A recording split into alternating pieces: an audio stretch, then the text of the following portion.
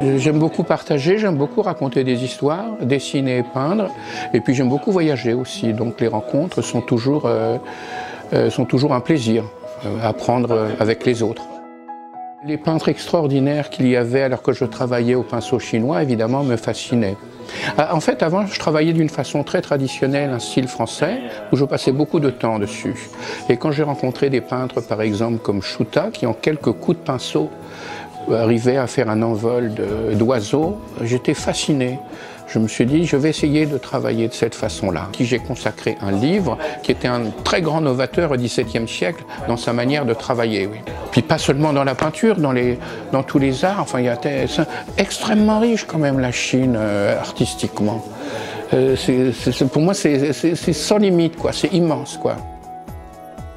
C'était l'école Chibik, et puis bon, j'étais venu raconter mes histoires, comment je fais mes livres et autres. Et puis à la fin, c'était très mignon, il y avait une petite fille qui vient me voir et qui m'apporte un magnifique pinceau. Elle dit voilà, c'est notre cadeau, je l'ai toujours ce pinceau. J'ai beaucoup de pinceaux chinois, mais celui-ci, il est particulier. Et puis elle me dit voilà, ce qui nous ferait plaisir, c'est que vous nous fassiez un dragon. C'est un conte traditionnel chinois que j'aime beaucoup.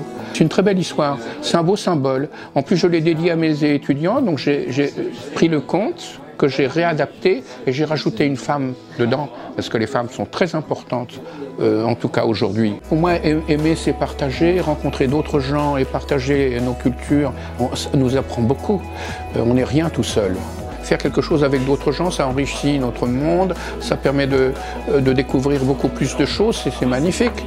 Comme je dis, partager, c'est tellement important.